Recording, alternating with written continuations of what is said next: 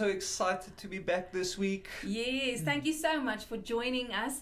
We've seen some regulars joining us every week, and it really helps us to see you guys interacting, enjoying, watching Empowering Parents, because it's also part of our journey and your journey, and to be in this together is so awesome. So thank you so much for joining. Jaco, I was just thinking, we are speaking about gardens and our trees, and I believe many of you have seen your trees grow and blossom in the last few weeks because it's September. But I'm thinking, the garden that I really love, the gardens is the gardens at the Union buildings. They have these perfectly trimmed trees, or in the Millionaire's Drive, when you go past there and you look at those gardens, they are just amazing. Those trees are just perfectly pruned. And I always wonder, what tools do they use? Well, how do they know when to water it? Must they have? I'm sure they have specialists in there, to help them get somebody who actually studied gardening, a landscape engineer. But you know what, Rita? For me, I think the same is true so often with our own flesh and blood trees, not our literal garden. With our children, it's so easy to look out there and look at other people's children, and we think, wow, these are such wonderful kids. That's true. And then we look at our own and we think, oh goodness, will we ever reach that milestone, or will our trees ever look that nice? And I think the same is true vice versa. So what tools do you think those parents are using, that get their trees so well shaped and pruned and look so their kids look so sweet, responsible? What tools do you think they're using? And I think if you are watching tonight, please comment below if you sometimes feel like that. Maybe you sometimes feel like other people's children are just so much nicer than your own. I'm thinking of a story now, all of us just wearing our masks, that's now what the president requires, and that's what we want to do to protect ourselves. So obviously our kids need to do that as well. And what happened to us now is I was walking, we were taking a walk, and I saw the kids just keeping their masks on. I'm like, wow, this is just amazing. And our kids are really struggling a little bit with that, so we are practicing now to wear the mask and how long we wear it, how to take a breath. We're practicing all of this. And so the other day I thought I will take my little girl with me to the shops, and we're going to also practice the not touching stuff and the wearing the mask. And as we walk in the shop, I see all these kids, and they're doing so well keeping the masks on, and I'm so proud because I know she's also wearing her mask. And I was reaching to the shelf, shopping, and the next moment I look at my little girl, and she does not have her mask on her face anymore. She hooked it around her arms and put it over here, and that is how she I was like, oh my goodness, you can do so much with your kids, but still they throw you those interesting curveballs. So I don't know how other people get their children to wear masks. That's amazing. And that's the type of feeling we can so often feel. And we can so often think like, how do other people do this? And as parents, we can feel so inadequate, and we can easily feel like we're not doing such a great job. Yes. And Jaco, what I think as we speak now is a lot of parents that are doing a good job. They have learned the ability to know which tool to pick up and which tool to put down. And I think also what they do is they use the variety of tools. They don't just use the saw. For those of you that missed last week's program, we spoke about the different gardening tools and when and what they like and when to use them. And so just parents like that know what to use. But for my garden, I use my saw when I know it's needed. Yes. So you are not going to come and take my saw to prune or to cut off those wild branches at your trees. I am not going to come and take your watering can to water I know what the amount of water my trees need. And Yes. so I am plan A for my garden, for my trees, and you are plan A for your trees, for your garden. And Yes, that's the beauty. that's such a key thing, Rita, that you're saying is, and I want every parent listening today to understand this so nicely, is that God did not give you your child or your children for nothing. He has faith that you are the best parent for that child. And so therefore, take hold of His faith that He has in you, and know that you are plan A. You are the best option for that child. And I think that just relieves some stress, doesn't it? Yes. You know, and I don't have to compare or look at other children, because, you know, I'm going with my children through every season, going through every situation, knowing what they need, and I cannot, and it's not good for myself as a parent and for that child to actually try and do exactly what other people are doing at that exact moment. Yes, that is so true. That is so true. I think, so what we're going to focus on tonight, if you guys are ready for it, we're going to focus on the different stages, the different development stages, the different age groups of your children, and what is the best tool to use for the different stages. So we're just going to give some suggestions, and we would love you to make a few notes and try them out in the next couple of months. Just see where your child is at, and use that tool and see if it can really help you to discipline your child. And I think, Rita, it's important to say at this point that these stages and what we'll be discussing tonight, we can obviously go much deeper into it. So we're going to discuss it quite generally, but you are welcome to send us an email and to just find out what, you know, something about your specific situation. Yes, yeah, definitely. We would love to hear from you. All right, so the different stages we're going to look at tonight, it's the babies. So that's the first stage, and that's up until 1 year old children. Then we're going to go to the toddler stage. The toddler stage is then from 2, 3, 4, 4, 5. Then we're going to go to the primary school, you know, and that's where they go to grade R all the way up to grade 6, 7, when they are 11, 12. All right. And then we're going to go to the teen stage. Many of you would know that. And then we're going to end off with a young adult stage. You know, when does the young adult stage start? That is when they finished grade 12 or they finished school. Then they are whether that's 17, 18 or 19. Yeah, yes. Or in my case 32, but anyway. Yeah. So those are the different stages. Yeah, so please let us know in the comments below what stage your child is in. That would help us to be able to also just say something that's more appropriate for that stage. Yes. All right. So let's start with the baby stage. Now, in this stage, the first year of a baby's life, this is when they still need to receive a lot of security. It's that security is much more important than discipline. And how do we do that? How do we give them security? We touch them a lot. The tone of voice we use when we speak to them is important. The movement, you know, how we move them around, how we move around them.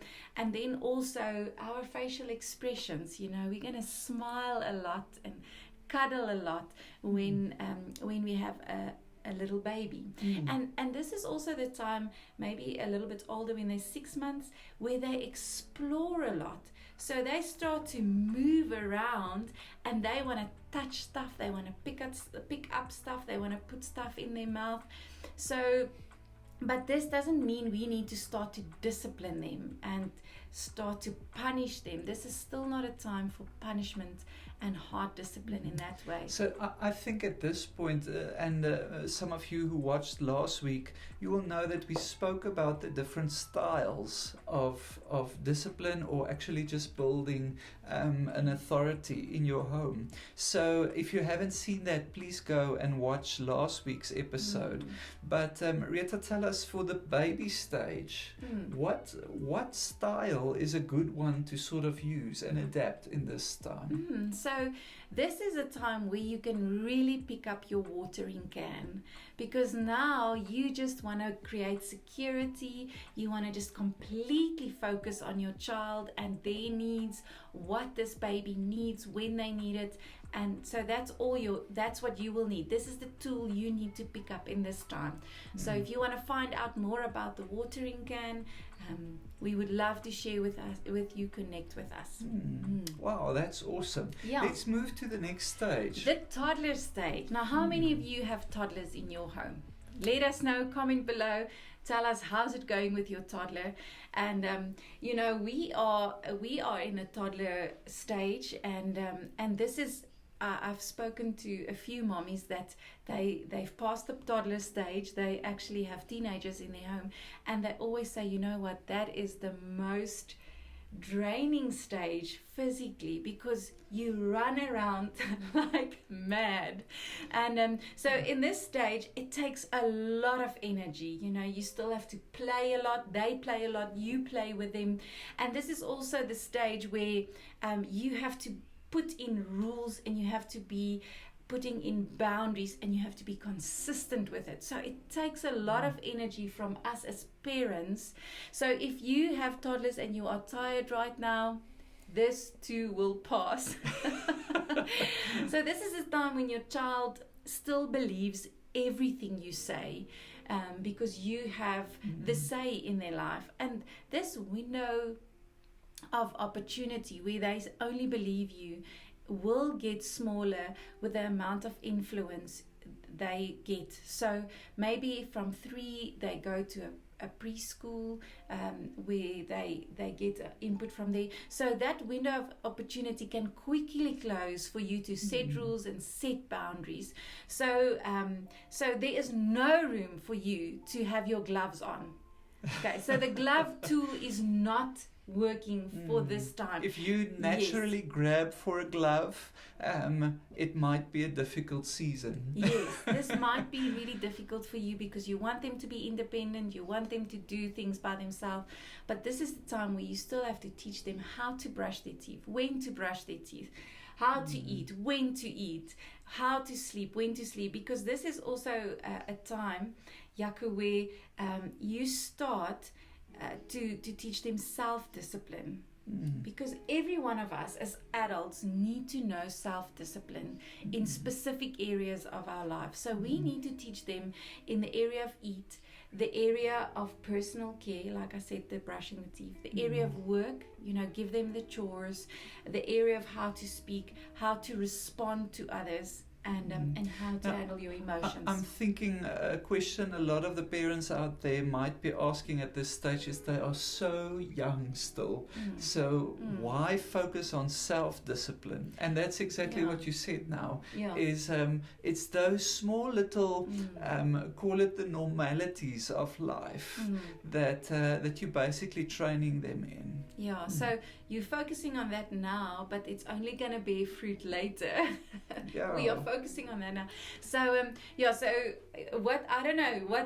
what tool do you think is the best to bring in that strong boundaries, strong rules? Comment for us if you think you know. I would like to figure this one out. Yes, so if you remember the tools, that is the saw, the scissors, the watering can, and the gloves. So those are the 4 tools. Comment. We will look down and see what is coming. All right.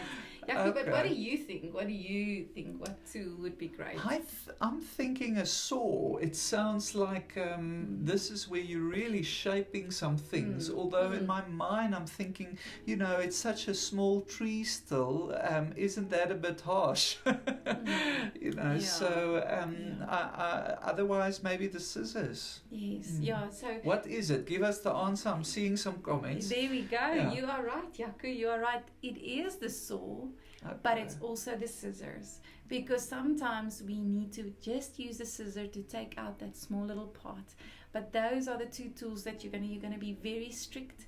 I know there was a time where I said to a mom, it feels like I'm saying no, don't touch that, don't do that, the whole time.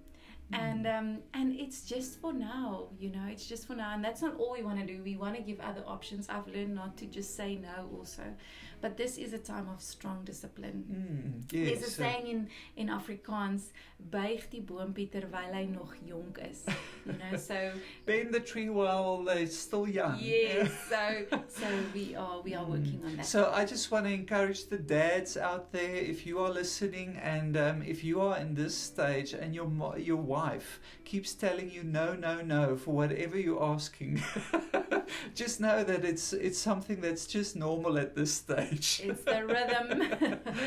Right, let's go. Move. Let's go move to the next stage. one. Are we ready for that? The next one is the primary school stage. The development stage, the age group stage is the primary school stage, and you will have to put down your saw at this time, and you have to pick up your scissors. So at this stage, it's actually such a beautiful stage, where you can just do a lot of fine tuning with them. You still discipline, but here you take more the angle of a coach, a trainer. So sometimes, like with your scissor, you will stand a little bit back and allow them to do what they need to do, and then come in and just prune a little bit here and there with your scissor. So this is actually just a little bit, but still, it's still not the time for gloves. So you cannot let them go and say, make your own choices for life, do your own thing. You are independent, you are your own person. This is where we still are making them beautiful by pruning little bits of branches out. Yeah, and I'm thinking this is also a stage where you will allow your child to make a couple of decisions, Yes, but not too much. Yeah, so as a parent, you might start noticing that your child just doesn't do everything that you say anymore. They start to have a few questions, and it's so easy to get irritated with that. It's so easy to think you're doing something wrong, but this is a natural thing. This is a transition into the primary school stage. Yes, yeah, that is so true, Jaco. So why we say the scissors is, remember, the scissors style or tool is somebody that likes two-way conversation. So now your child is questioning why you're putting that rule, and they're not questioning because they don't want to obey. They question because they just want to understand what is the purpose and the benefit of this rule. Yes. So now when you put rules in, you're going to just have to explain it. You're going to just have to explain to your child why this is a benefit for them. And for the next few years of the primary years, that is what you're going to do that's what we mean when we say pruning with scissors, is you're going to have talks. Not just, this is the way it goes, this is what I say, and this is what you're going to do. That is what you do when they when they're still little. But now you're going to have two-way conversations. Yeah, and I almost want to say you need to sell the discipline and the boundaries to them. They need to buy into it, So if you are in sales, you will love this. You are a palm tree. Yes, yeah. Great. Are we ready for the next stage? So ready. The teen stage. Now, for many parents, this is actually, sometimes you don't know that word teens. It's like, it's almost become away. like a swear word in some circles, hey? I don't know, tell us, We've actually visited with a family the other day, and they were our students when they were young, the kids. And when we visited them a little bit later when they were teens, I said to Janku, it's as if they were just young adults. They were primary school kids, and when we saw them again, they were young adults. And I believe it is because those parents did such a great job of pruning, using their scissors in the primary school years. And it's because of them pulling out their saw in the toddler years that they actually could get their children to be young adults and to really just have a good view of life. And they're able to set boundaries for themselves, and they're able to actually even discipline themselves sometimes. Yeah, because so for us as parents, for you and I as parents, when we get to the teen stage, by this stage, we must actually be fit. You know, we must be able to pull the saw on the one hand and pull out the pruning scissors and just cut a branch, or have the watering can ready. So you have two things in your hand. I guess we have 13 to 14 years to practice. So maybe I believe many of you've practiced it, but now you know when to pull out the saw. You know when to bring in the scissors, when to have your watering can.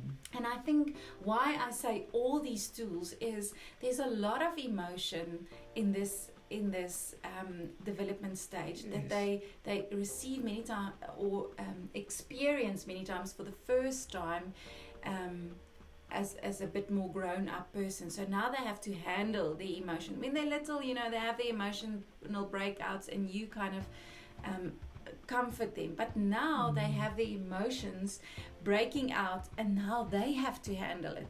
And that's where you come in with your watering can, where you just sometimes going to be that secure place for them, where they can feel safe and where they can grow.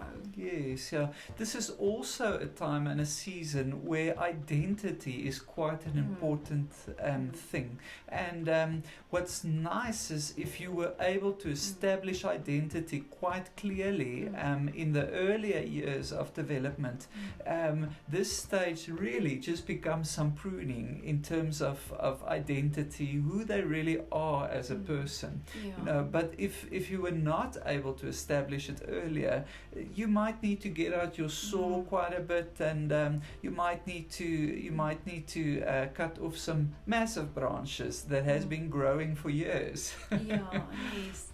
I would also say, Jaco, this is still a stage, a development stage, where you're still not gonna put on your gloves. This is still not a time for them to be completely independent and make their own choices. This is still a time where you're going to have your house rules, and they have to submit to that because they're under your roof. So, but I think what I want to say is this is a time to really also get your spiritual soul ready, where you're going to get down on your knees. We are going to get down on our knees, and we are going to pray for them.